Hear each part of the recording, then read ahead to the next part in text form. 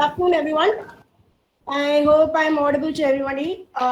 There is a slight delay in my desktop, so please bear with me. I will be dealing mostly with epidemiology and treatment of COVID-19. So I would start by thanking IVSA and the faculty of KVASU for inviting me for the talk. It's more of a discussion class rather than a webinar. So if you have any questions, please feel free to call me later, or if you can write in the chat box, I can check it later. Coming to the topic, you see two pictures here, very similar pictures. A big hall with a lot of sick people, especially in the first. Ma'am, can you please share your slides? Okay, I thought I had shared. Is it all right now? Yeah, it's coming. Okay, super.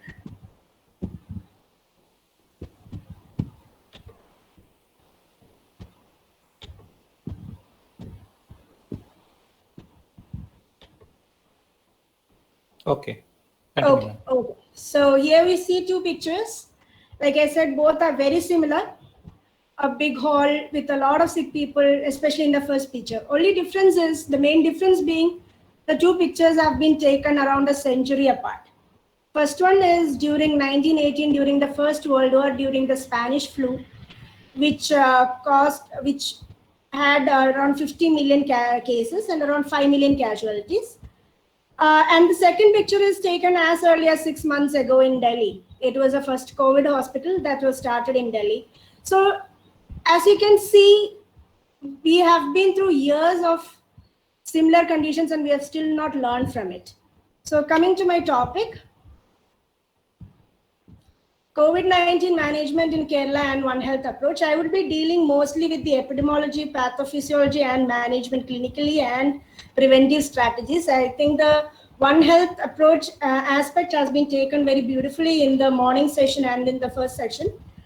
So I would be probably concentrating, as a medical doctor, I would be concentrating on the medical aspects. And if you have any doubts in it, you can just drop in.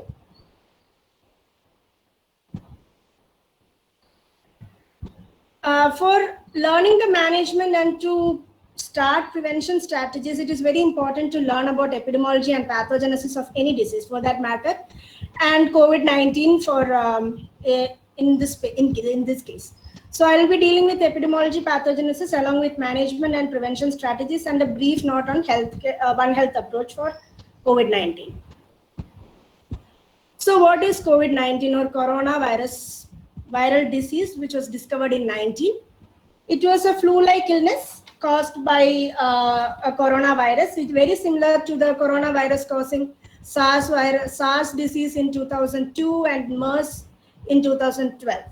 So it's beta coronavirus. Only difference is it has been mutated. It is a novel coronavirus which has been named as coronavirus 2 or COVID-19, as we like to call it right now. So it started out as a flu-like illness in China, which later spread all over world. And by March and by April beginning, most of the cities, most of the countries were affected by this COVID-19 by World Health Organization. Right now, COVID-19 is not a stranger to us. Everybody knows about COVID-19. It has been a household word for around 6 months now. We have heard news, we have made memes of COVID-19. We are very well versed with this word. Coming to Kerala. Kerala saw the first case of COVID-19 in January in Thrissur from a student who studied in Wuhan. We were able to control it very well, but at later stages around March, with the influx of a lot of travelers to Kerala, we saw a very exponential growth of COVID-19. And by end of March, all districts were affected. Wayanad was the last district to be affected. We got our first case in March 28, and by April, all of the districts were affected, especially Trivandrum, Kasaragod, Kozhikode, and Alleppey districts. There are many factors affecting the distribution of COVID-19. I would come to it during the epidemiology. Coming to a snapshot, we have, this is a little outdated. This is around October half. Currently, India is having around 8 million cases. Kerala contributing around 400,000 cases, and in Wayanad around 7,000 cases now. We have a high density of case because of our population. We are a very dense population. We have population density is very high in Kerala. So we have around 11,000 cases per million. If we come to the case positivity rate, we have maintained a case positivity rate of around 10 to 12, highest being around 15 to lowest of 5 in Wayanad. Case positivity rate is about, among those tested, how many have come positive? So about 9% to 12% have come positive in Kerala. Wayanad, because of its very good control measures and its geographical location and the sparse population, we have been able to control the disease to a certain extent. Most of the data and the clinical the strategies of prevention and management I will be dealing with in terms of Wayanad, but it is similar all over the state. Coming to cumulative cases, as you can see, we got our first case in Wayanad in March end. And after that, it was okay. We were static for quite some time. And by June, with the unlock starting, we started having more cases, which gradually increased. And by August, there was an exponential increase. And right now, like every district in Kerala, we are facing a peak case. Coming to epidemiology, this picture might be very familiar to you. Triangle, I feel, is the most favorite shape of all epidemiologists. Everything is in triangle.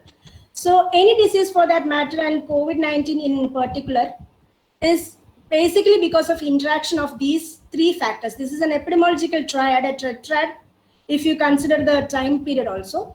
So all diseases and COVID-19, or any disease for that matter, dengue or KFD in Wayanad, everything is caused because of this interaction between the factors. Host factor, the susceptible host, maybe vulnerable age, vulnerable genetic makeup, vulnerable comorbidities. Agent factor, which is the genetics of the agent, like a virus, whether it is RNA or DNA virus, prior infection and the transmission protocol, transmission of the disease, and environmental factors. What we have to notice here is it is very difficult to fully eliminate any of these factors. We cannot fully eliminate the host.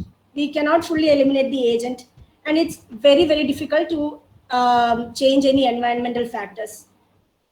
So what we can do in prevention is to stop the transmission by breaking the chain. Coming to agent factors, like I said, coronavirus is a beta coronavirus. It is an RNA virus. It has around 42,000 genomes. So unlike DNA virus, RNA virus is very unstable. It does not have any proofreading mechanism during replication. So it is very prone to mutation.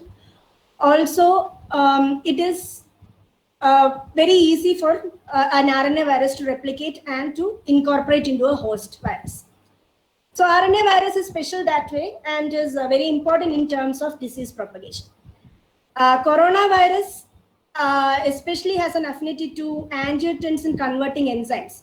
Those are enzymes found in lungs and gastrointestinal tract. That is the reason why COVID or any COVID corona related diseases like SARS or MERS affects lungs and GI tract. Third important factor in agent is a homotypic versus heterotypic immunity. This is not just for COVID, for any other disease, especially dengue or any other viral illness. This is an important factor contributing to disease propagation and disease transmission. Homotypic immunity refers to a specific antigen, specific antibody or immunity production. That is, the immunity is produced, the antibodies are produced, which is specific to the particular strain of the virus or the serotype of the virus. What happens is, in the second infection, another serotype of coronavirus, suppose another serotype of another type of coronavirus is affected, the antibodies generated will not help in preventing the infection. Instead, it might actually coat the antigen, giving a protective layer around the antigen. That way, it is not destroyed and it might result in a very severe disease later on. So that is why we say maybe dengue or malaria, second time when you get an infection, it tends to be more severe. That is because of this antibody protection due to homotypic immunity. Heterotypic immunity refers to a cross-reacting antibody. That is the reason for the immunity of many viral diseases that we talk about, especially in measles or even in dengue virus or even in COVID virus. Once you get corona, COVID-19, it is said that around 3 months we have the immunity. That is because of the heterotypic immunity. The antibody produced might help in other strains of COVID also. Second important thing is,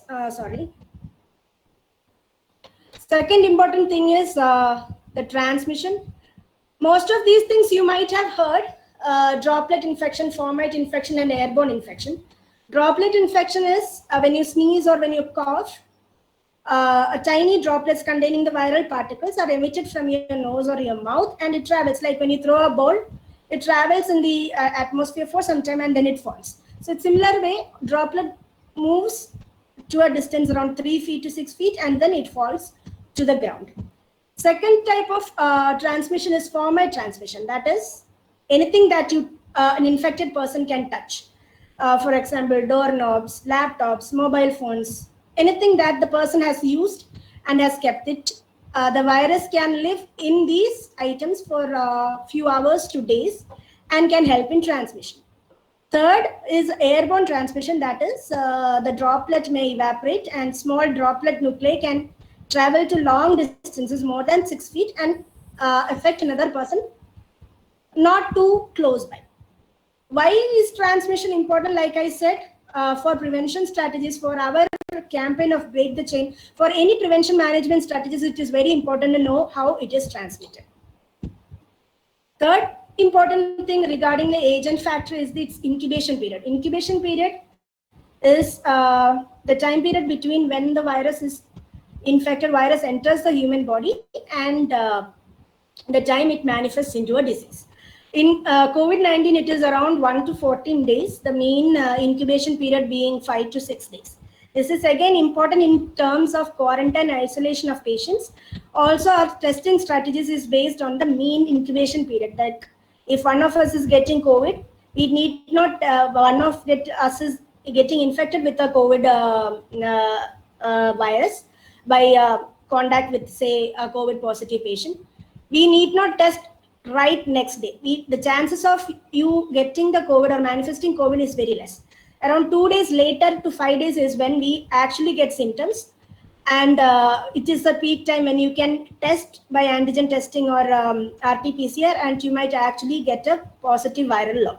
So that is the importance of incubation period. Environmental factors you all might be very familiar with. This is more seen in cold, dry, windy areas and places where there is high population density. This is very apparent from spread in Kerala itself. We have very high density population. Hello? Ma'am? Yeah, there is an issue here, right? Yeah. What exactly happened right now? I think my laptop crashed.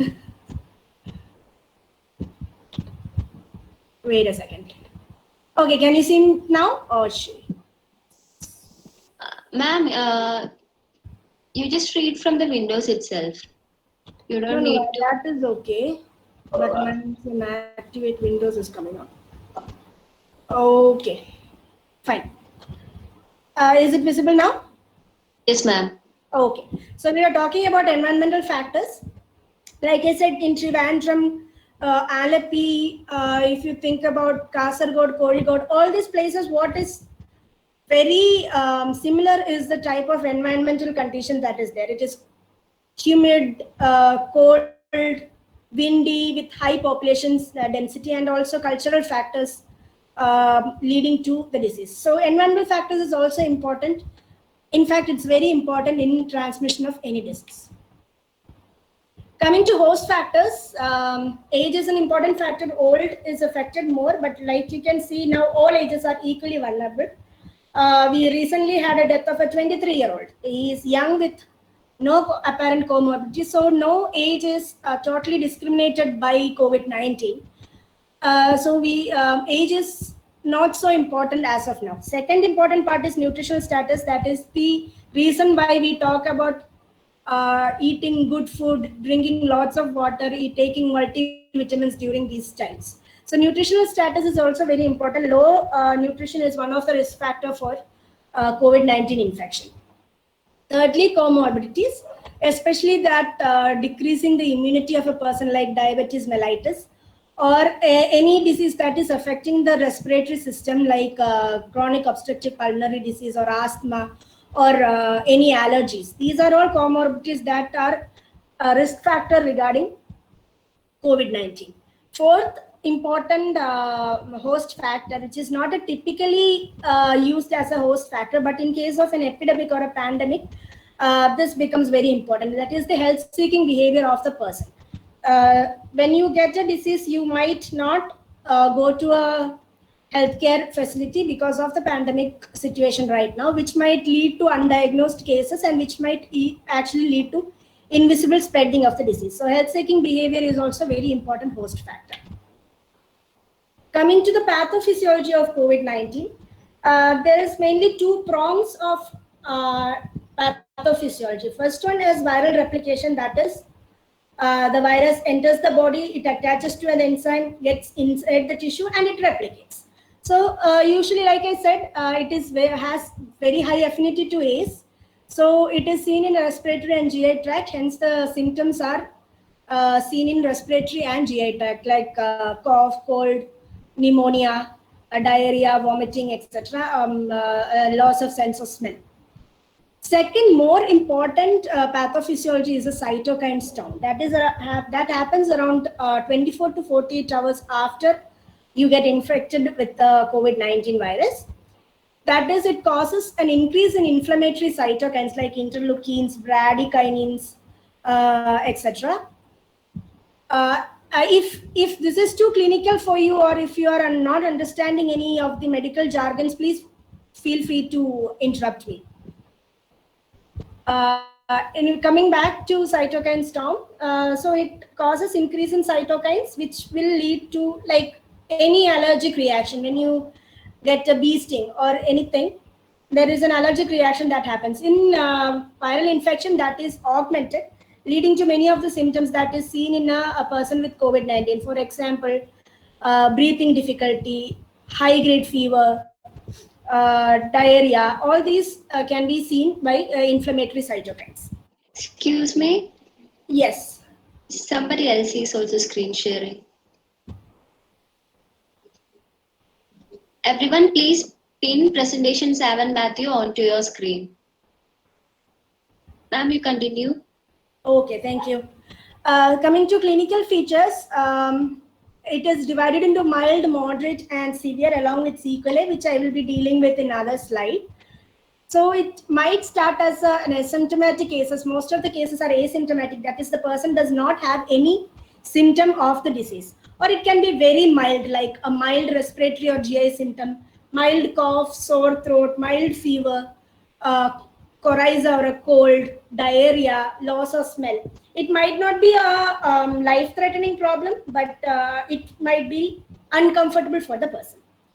Moderate symptoms is dyspnea or happy hypoxia. That is, when you don't have any effects of the dyspnea, but your oxygen saturation in the body, the oxygen containing in the blood is very less.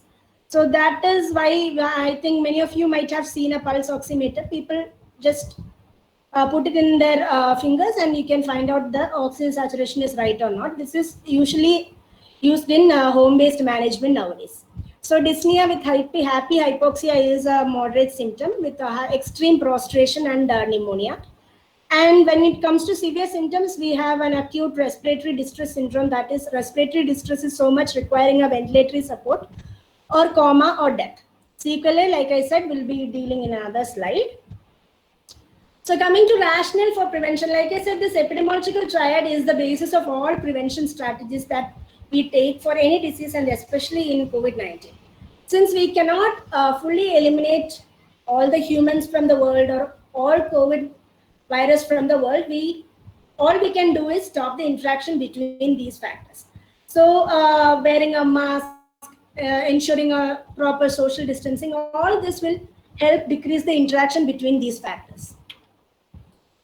Prevention strategies, what we learned is because we had time. It started out in China, then it was in Southeast Asia, and then Americas, and slowly it spread to India. So we had time to learn how to manage COVID-19 in our country. So China, what they did was mandatory lockdown in the period. They closed down all institutions, educational institutions, markets. They just implemented a strict lockdown facility, and they flew in people from outside because at that time only China was facing the problem. So they could actually flew in people from outside. So that way they were able to manage COVID-19 in their country. South Korea used a slightly different approach. They instead of doing a country-wide lockdown, they concentrated on mass testing and contact tracing. That is, they tested, they found out who was having COVID, and they found out who all could have gotten COVID from this person, and they kind of quarantined those people. One good thing about that is, since it is not a nationwide issue, there is focus on who is having COVID. That way, there was less burden on the healthcare system. We in Kerala, actually in India as a whole, we took good lessons from both these countries. We did early and phased lockdown, also mass testing and contact tracing. So how does this help? This helped by flattening the curve. Like I said, every country or every state at any point of time is actually working at its maximum healthcare capacity. Now, even a slight increase in the disease can actually burden the healthcare capacity and can result in loss of lives. What we aim by all these preventive measures is to flatten the curve. That is, without mitigation, we have a lot of active cases at a point of time with very less healthcare capacity. It is not very easy to increase healthcare capacity because in a pandemic situation, there isn't many consumables or equipments that you can get. So the increasing of healthcare capacity is only to a certain extent. The rest of the management is from the disease point of view to have a situation where the number of active cases at any point of time is not more than what the healthcare capacity can manage. So that is the whole rationale behind prevention of the disease. Now, another important point regarding prevention is that why do we need prevention? Like I said, the healthcare facility is burdened. Second important factor is that till now, COVID-19 does not have a cure. There is no drug which will ensure proper cure of the disease. Yeah, there is a myriad of drugs affecting a myriad of pathways in the COVID disease process, but there is no single drug which can actually cure the disease. Also, there are no vaccines available at present. Many of the vaccines are at the stages of third phase or third phase. But it will take some time for the vaccines to come into commercial use. Also, by the time it comes into commercial use, we are not sure if the strain might undergo another mutation and the vaccines will be rendered useless. And even vaccination may have a detrimental effect on the disease process itself. So right now we have no idea, no clue about the effect of vaccines. So only feasible method that we can use right now is prevention of the disease.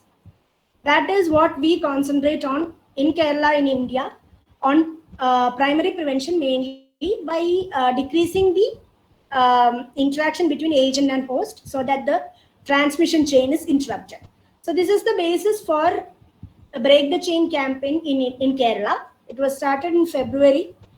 and state-wide awareness campaigns were done, and the whole thing being the interaction has to be stopped at the stage of infected person itself.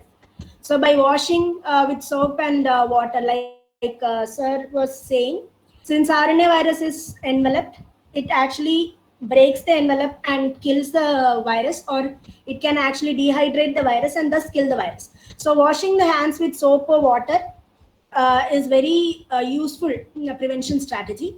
Secondly, wearing a mask which covers mouth and nose, and a good cough etiquette, that is covering your nose and mouth when you're coughing and sneezing, and by avoiding close contact and cleaning all the surfaces touched by an infected person, it is very easy for us to break the chain of transmission. It does not take much time, it does not take much effort, but it is very effective. Coming to secondary prevention, we concentrated on early diagnosis and treatment of the cases. Like I said, we used both China and South Korea method. We implemented early and phased lockdown right from March half onwards. In March 15-16 time, Kerala decided COVID-19 is a state-wide emergency, and March, April till May, we saw a phased lockdown. Lockdown 1.0, 2.0, 3.0, all kind of fancy names were added. The fact is that we were able to stop the spread of disease with the lockdown. But lockdown is not a permanent solution. We cannot totally forego economy for saving your human lives. So we are in a dilemma whether we should save human lives and let go of economy, or save economy and let go of human health. So it's a fine thread that we have to manage. With that in mind, we started our unlock process in India and in Kerala simultaneously in June, July, August and September, and last in October. As you can see, with increased lineage in the relaxation in the restrictions, the cases is actually increasing. So lockdown is actually a very good preventive strategy, but it is not a permanent preventive strategy. So as you can see, the confirmed cases in blue showed a very exponential increase, with active cases being a little low. So this is where we were able to achieve a good prevention strategy, a good control strategy. Even though the confirmed cases were really high, the active cases at any point of time was actually low enough for our healthcare system to manage. What Kerala did to decrease the spread is early and phased lockdown. So we first was a statewide lockdown, then we decided on containment zones and hotspots so that the other areas can have their normal lives. Also, aggressive contact tracing was done along with cyber cell and police, so that no person with COVID was missed. So it was a multi-sectoral approach, and in a way you can say it was a One Health approach. Secondly, we did screening. We had a step kiosk set up in all outlets like borders, airports, train stations, where people were not just tested, they were also educated, and they were given proper protection regarding COVID-19. Also was walk-in kiosk. It was actually first done in Kerala, in all of India. Walk-in kiosks were set up in various places along with mobile testing. All this resulted in very aggressive contact tracing along with a good surveillance team. We formed a team at state level as well as district level. Also in each PHC level, each LSGD, each panchayat level, we had a surveillance team that in fact helped in augmenting the testing. Along with routine testing, we had sentinel surveillance also, that is those people who were vulnerable, that is tribal people, especially in Wayanad, antenatal people, those who had malignancies and other respiratory problems. All these vulnerable population were specifically targeted in sentinel surveillance, so that even though the test positivity rate might come high, we will be able to find out everybody who actually has COVID. Second thing we did was categorization of patients, and categorization of treatment protocol so that at a given time the burden of healthcare system is very minimal. Categorization was done as mild, moderate, and severe, category A, B, and C, like I said, which is dependent on symptoms. And those who had mild symptoms and those who were asymptomatic were treated at home itself by home-based management. And those who had mild to moderate symptoms were treated in CFLTs. That is COVID first line treatments. And this, what I have shown on the picture is a COVID hospital in Kasaragod. It is 5 acres were converted into a COVID hospital in Kasaragod. So that was for severe cases which required ventilatory support. A tertiary care facility were utilized as COVID treatment centers. So like these COVID treatment centers were started in every panchayats, along with COVID care centers for those who don't actually have COVID but are COVID suspects. A real-time mapping of hotspots were done so that the tracing is very fast. And Kerala is still continuing to give free treatment, free nutritious food at hospitals, and free supply of food kits at PDS. Like I said, just treating COVID is not the only prevention and management strategy. We need to treat the community as a whole. There is economic loss, there is mental stress, all this has to be treated. Along with that, capacity building was done in terms of consumables, testing kits, human resource and equipments. We utilized NREG workers, Kudumbashri, local self-governments, also volunteers. Everybody helped out in capacity building. Also, proper guidelines and standard operative protocols were made at all levels, in state level, in district level, even in each public primary health institution level, so that the SOP can be tailored to the style in each place. Also, IEC and BCC is very important aspect of COVID control. So we had with National Health Mission, a lot of IEC materials were distributed, which helped in actually behavioral change communication. Also, multi-sectoral and inter-departmental coordination was done, along with volunteer and public support. This is a picture from Wayanad itself, where a health worker is actually dancing to decrease the mental stress of the patient.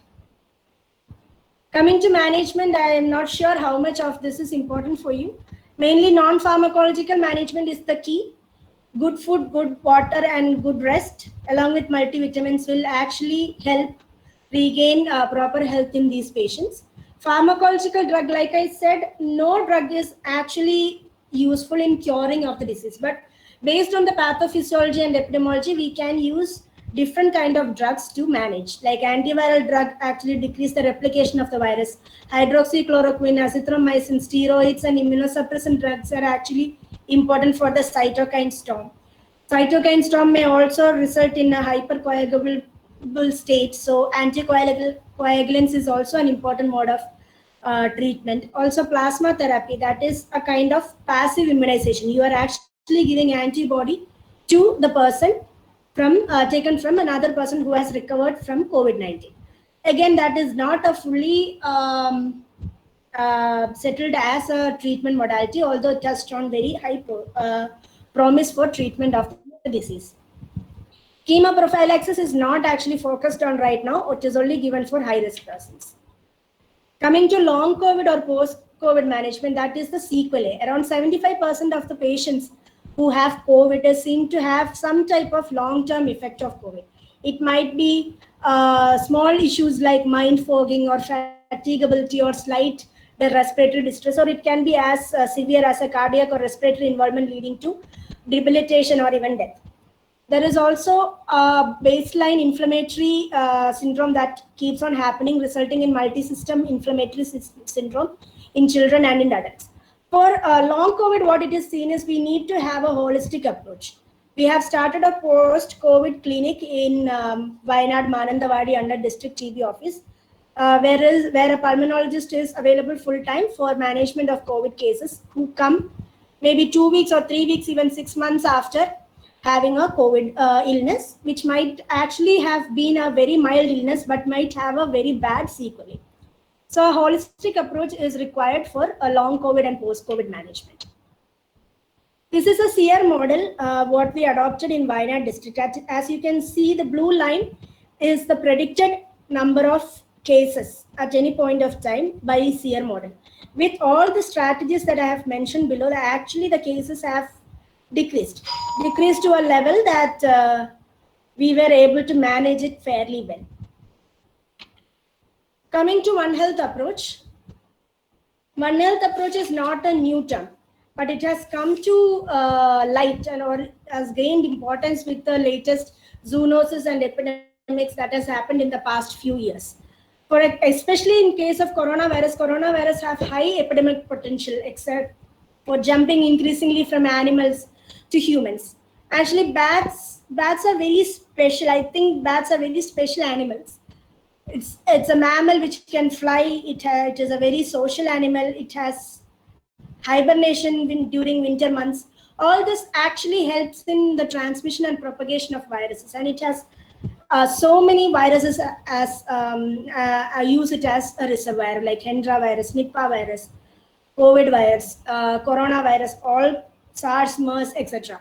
So the importance of One Health approach is that we know these things. We see that there is a coronavirus reservoir in animal, but we don't actually take it as a red sign or a warning sign. We wait for a epidemic to happen in humans to actually think about all this. So One Health approach can help in that way, that we can look into all the warning signs, all the flag signs, and predict a future outbreak. Also, there is increasing incidence of zoonotic disease, especially in Wayanad.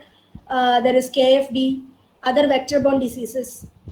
And we know at this time monkeys might have the virus, and monkeys, the epidemic will start in the animals. So by collaborating between veterinary and animal sciences, by collaborating with entomology, with collaborating with biological sciences and virology department, it is very easy and focused. We can do a prevention strategy at earlier time rather than concentrating on cure. So there is increased zoonotic disease, there is increased change in environmental conditions, most of them caused by humans itself, that is resulting in more emergence of old diseases, and there is re-emergence of diseases, there is emergence of new diseases in the world. This can be controlled by a focused approach by all the departments. Again, USAID sponsored program PREDICT. Actually, I think Dr. Prajit had introduced me to this program. We have actually been learning and studying the warning signs and red flag signs. Unless we utilize it in our recent scenario, it is of no use. So we need to propagate the fact that One Health approach is what is in vogue now. What is the process of action that we have to do right now. In Kerala, we have a disaster management authority, which is the main authority in case of multi-sectoral approach. It has different prongs like health, including the Indian Standard Medicine, animal husbandry and veterinary sciences, agriculture, soil, irrigation, and along with LSCD, police, education departments. So we have the idea, we have been doing a multi-sectoral approach, especially regarding flood scenario, especially regarding zoonotic diseases, but that has not come to a forefront as of now. So I think as advocates of One Health approach, that should be our idea, that should be our focus from now on, to bring about a One Health approach in Kerala, in our district also. Thank you so much. Maybe questions? Everyone, please feel free to ask any doubts. You can use the chat box, or you can just unmute and ask her. It need not be about COVID. If you have any other doubts regarding any of the zoonosis or what we are doing in Wayanad, you are welcome to ask. Dr. Savan is actually a healthcare professional and she is in charge of the Integrated Disease Surveillance Program as well as she is the medical superintendent of District Cancer Center, Wayanad. So if you have any health related doubts, you can also ask her. She is the person to go to.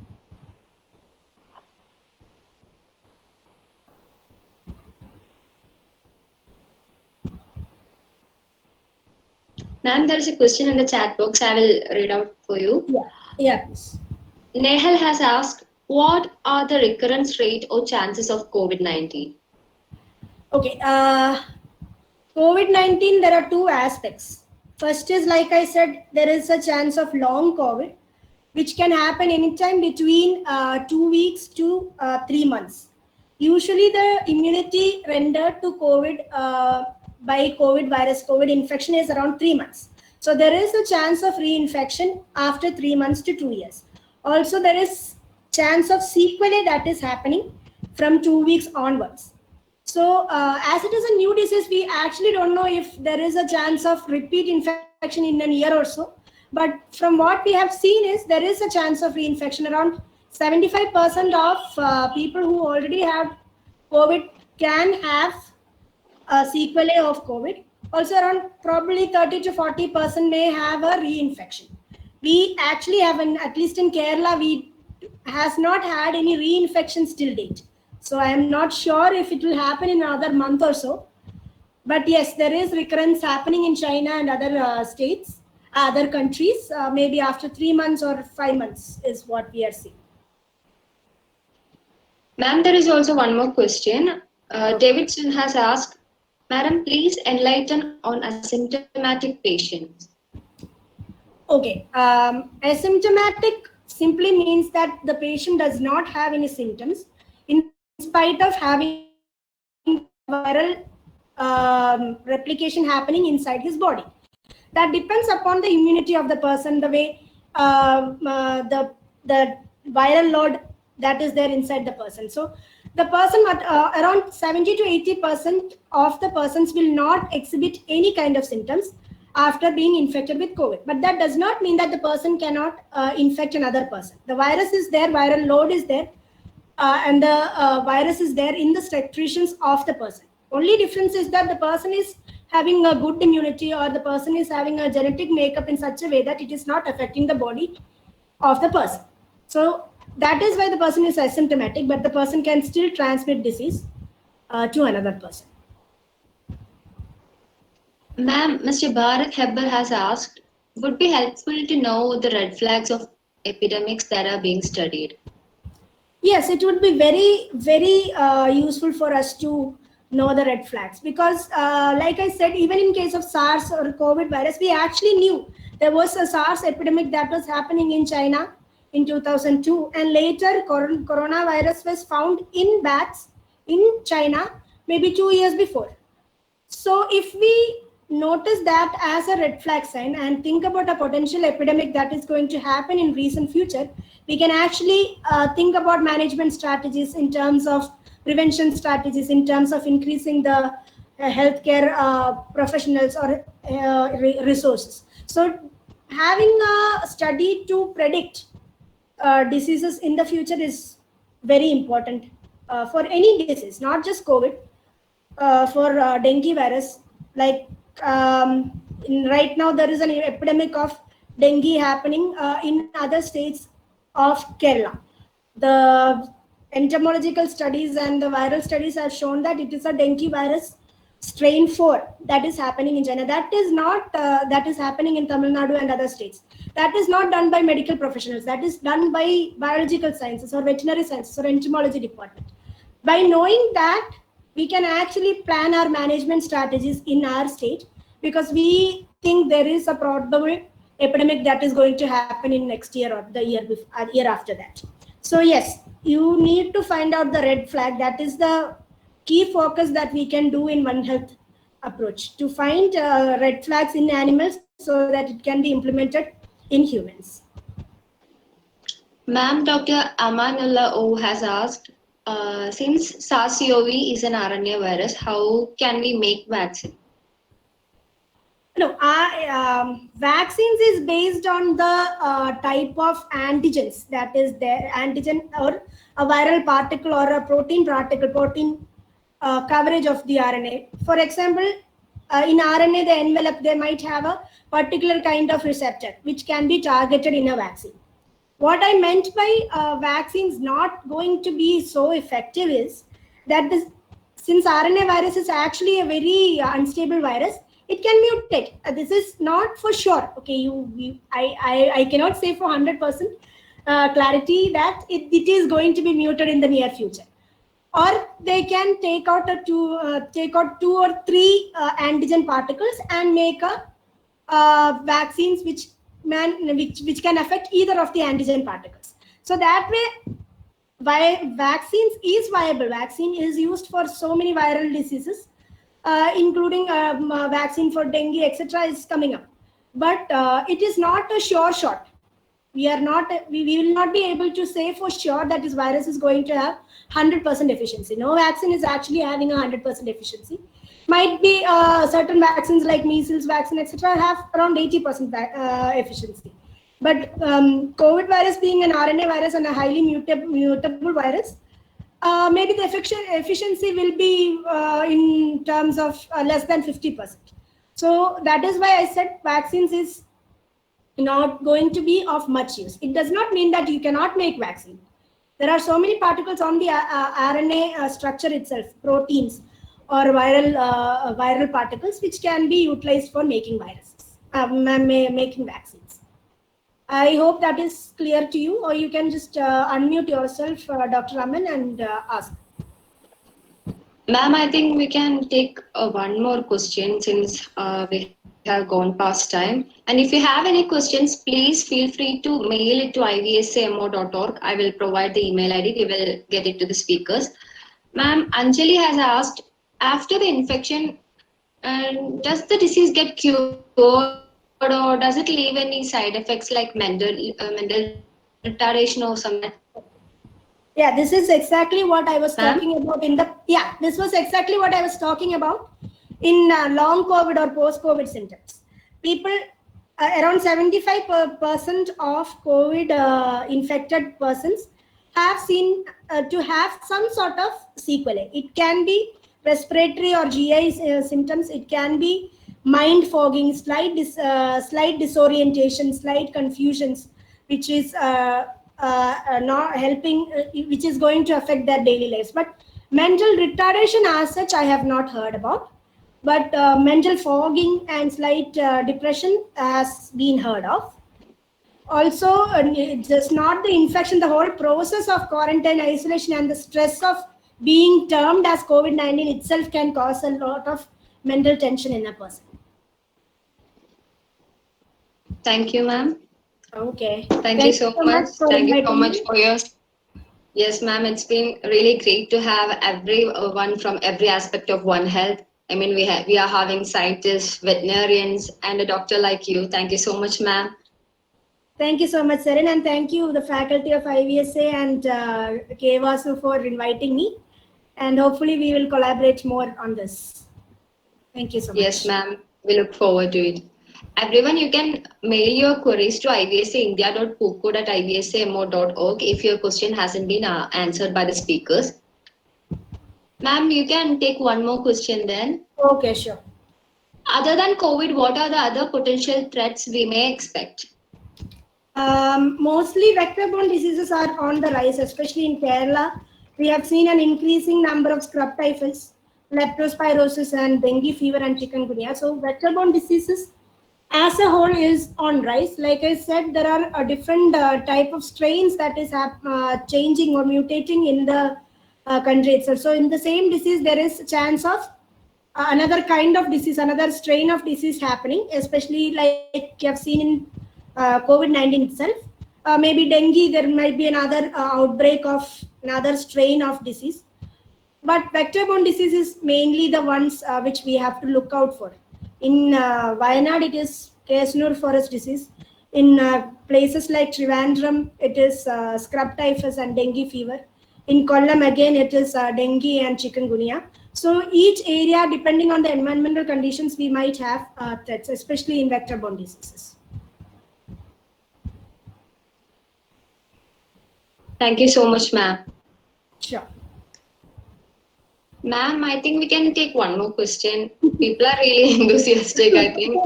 No problem, no problem. I'm happy to oblige. Ma'am, what about the correlation between blood group and COVID-19? Is there any correlation? As of now, no.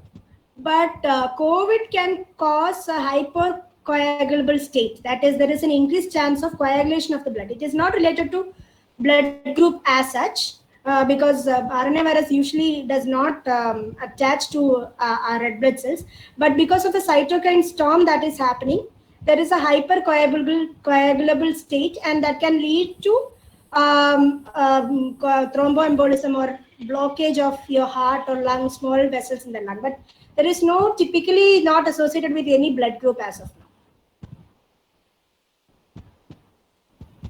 Thank you, ma'am. Yes, yeah.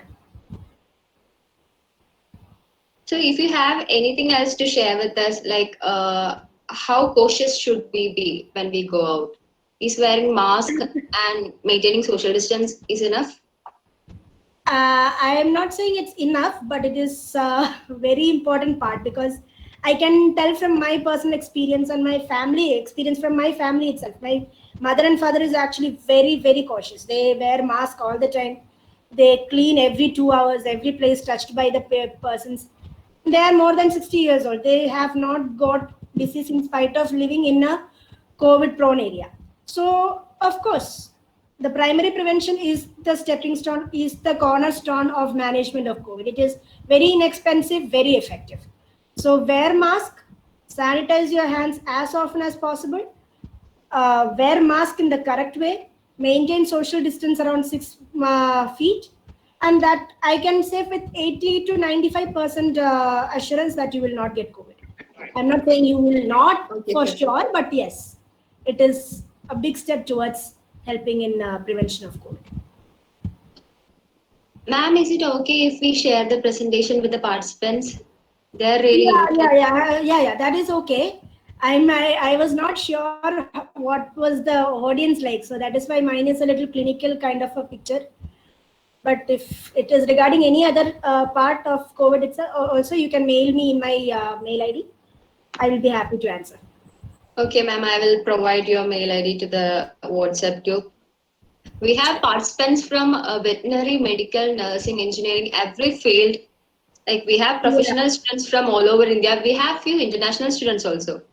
Okay, wonderful. So because of the different kind of people, I was not sure about how to go about with my presentation actually. I hope this was useful for you. Yes, sir. Yes, ma'am. It was really, really good. Thank you so much, ma'am.